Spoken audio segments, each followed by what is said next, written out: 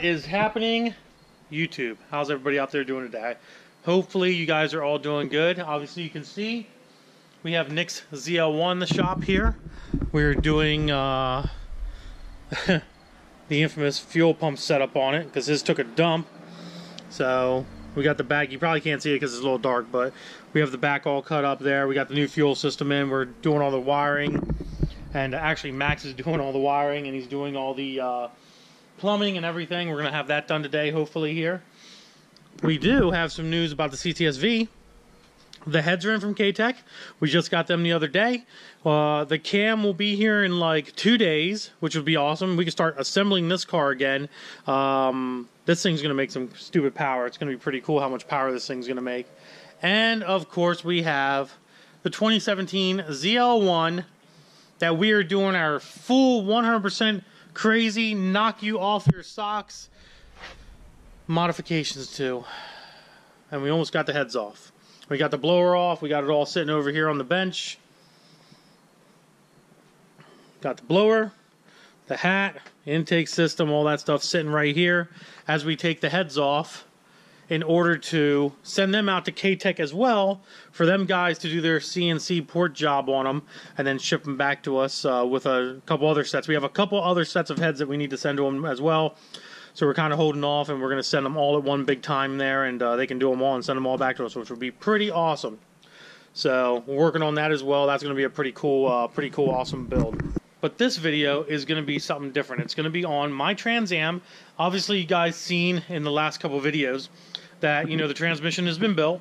I have drag radial Hoosier tires on the back of her now as well. Let's go take a look at those things. They are so freaking meaty and just, ugh. I don't want to get caught in the rain with them though. That'd be really sucky. Look at them things. Wowie wow. There is not much tread. I mean, there's really, honestly, there's really no tread at all in these tires. I mean, these things were meant to hook, and they will. I mean, I can push down on those, and they are pretty freaking, pretty soft. These things are gnarly. 255 50/16s. Got a little extra meat on them. Got these cool little flags. Safety warning. We don't need safety. Who needs safety? Yes, sir. Yes, sir. These are the DR2s, I guess they call them. Drag radial DR2s is what they call them. Yet, we have an issue. And the issue is, if I'm going to put this turbo system on this car, make 500-600 horse, whatever we plan on making with the methanol injection, well, we got them drag radials on the back, which are pretty much slicks. And that brings a little bit of a concern to my eyes, and that is the crappy GM 10-bolt 7.5-inch rear end that they put in these F-bodies back in the day. I'll tell you what, my white one here, it had one. And now, I'm not going to show you because it's all buried underneath the car here, but this actually has a Midwest chassis fabricated 9-inch rear end, the same company that made the torque arm for the red 2001 that we have as well. Well, obviously I'm not going to spend $3,000-$4,000 on a custom 9-inch rear end for this car because it's a play car. It's here to have fun, and I'm not looking to dump a ton of money into it, but I'm looking to make a good drag car out of it that's going to be fun to race. Transmission's built, turbo system's going to go on, drag radials on.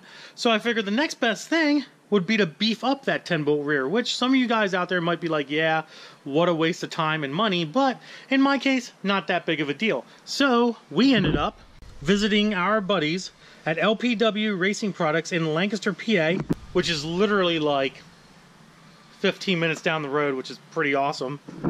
We picked up one of their 10-bolt Ultima 7.5-inch diff covers. Look at this meaty son of a bitch. Look at that thing. And it has little adjusters back here to put on the bearing caps. Now, the difference between the LPW regular back cover and the LPW Ultimate has these extra bolts here. There's a plate that goes over here, and then there's braces that go off to the left and off to the right that actually bolt up to, or weld, I'm sorry, they weld up to the rear end of the axle tubes. I'm going to show you those pieces right now. Alright guys, here's the parts. We have 2 chromoly tubes right here. 1, 2. Some instructions. A whole bunch of bolts, some tabs with some eyelets in them to weld to the rear diff, as you can see right here. we have our heim joint end links that we need to weld into these tubes. And these are the bolts for my cover. Oh, and there's another piece right here. Is this right here. So this, what I was saying was, this here bolts onto that like that. And this basically, there's heim joints that go in here and they bolt through, and that plate just sits on top. And these tubes kind of go off to the side of the rear end, and that's what gives it a little bit more extra strength. And for the price cost that this costs, I think it cost me like 120, 130 bucks for this add-on piece, which really isn't a big deal, to be honest. You know, what's another 120, 130, 140 bucks, whatever, to help strengthen up this 10-bolt rear end. Let's get this thing installed. We're probably not going to do the brace kit as of yet, because we do need the lift for that in order for Maxwell House to weld that all together for me. And as you guys can see, the lift is kind of occupied. So I definitely want to install the back cover now. That way it's on there and it's kind of done. I can put new fluid in the rear end anyways, and that's something I can obviously do right outside here. So it's going to be a ground job today, guys. So let's get started. Alright guys, we have the cover off. That's sitting right there. And the fluid doesn't look bad at all. You can kind of see it dripping right there. It looks like somebody might have changed it in the past.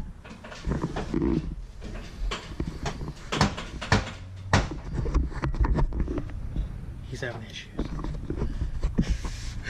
So we're going to clean up the outside here and put this new cover on and bolt it down, adjust everything, and we should be good to go.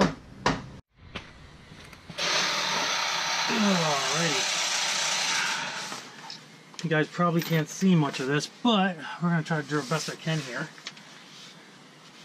Clean this up again, get this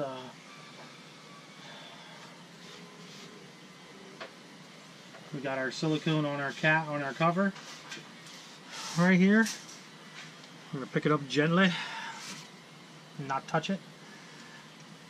We have 4 bolts here. Oh. Hopefully we can get this thing up in here without touching. There we go. Oh, there goes my flashlight.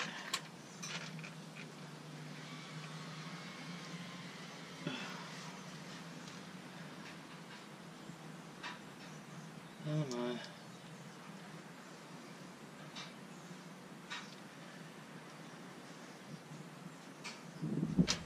There we go. Got one in. There's the other one. Cinch them down a little bit. And put a few more in here.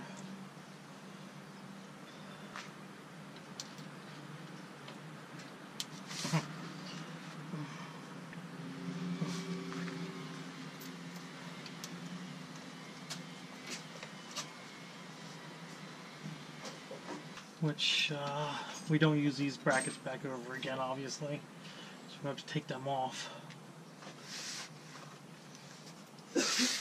Should take down this panhard bar, but oh well. Hand tight it for it first, and then we'll torque them down. Get the camera here a little bit better. You guys can see what's going on.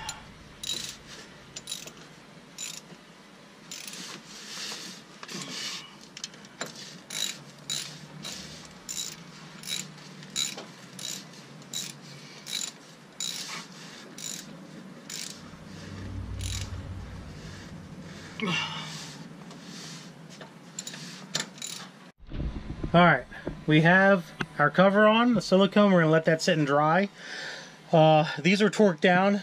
These are 2 different sizes, well, which all depending on what girdle you get. These studs are 2 different sizes. These are 1/2 inch, so I think this was 85 foot-pounds, which are torqued down to right now. And then we're going to be screwing these nuts down like this to anchor them and make sure they don't come back out. Now, what I usually like to do is I'll take a little bit of silicone and I'll put it on the threads here and keep it from leaking, because you obviously do fill up here, so that fluid level is going to be above this point, and you don't want fluid leaking out of these threads, and they could seep out of there eventually. So we'll put some silicone on there and tighten them down as well. Now that that's all taken care of, as you guys can see, we also put a little silicone on the drain plug just to make sure that doesn't seep any fluid. We pulled our fill plug out, and we're going to use our filler, and put fluid in it with some limited slip lube. Make sure you guys use limited slip lube on these 10-bolt rear ends if you're running a stock differential. You don't want to not use limited slip lube. You'll run into a lot of chatter issues and stuff.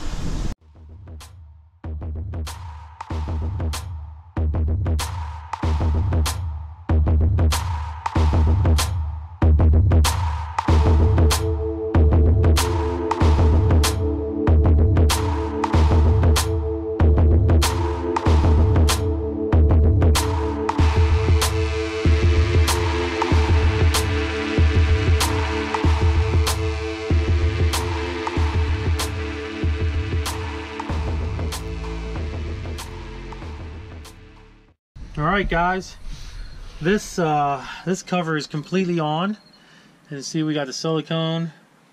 Hopefully it doesn't leak.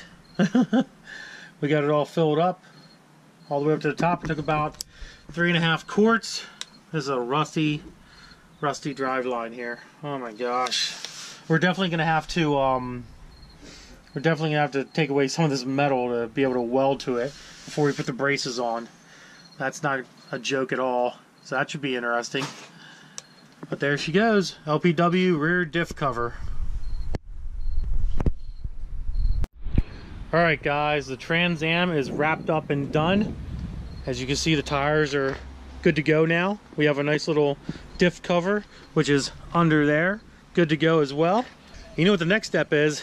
The next step is us cutting this thing out right here, taking these fog lights out, because behind this bumper we're gonna have a nice, awesome intercooler for a single 78mm turbo setup, and it's gonna be freaking amazing, guys. Amazing. Oh my god, there's bugs flying. There's like a bug flying, and it almost killed me. I almost died. If you guys enjoyed this video, please do me a favor, give it a big thumbs up. Don't forget to subscribe. Instagram is Diablo Formula Racing. Facebook is also Diablo Formula Racing. Don't forget to check out my descriptions below.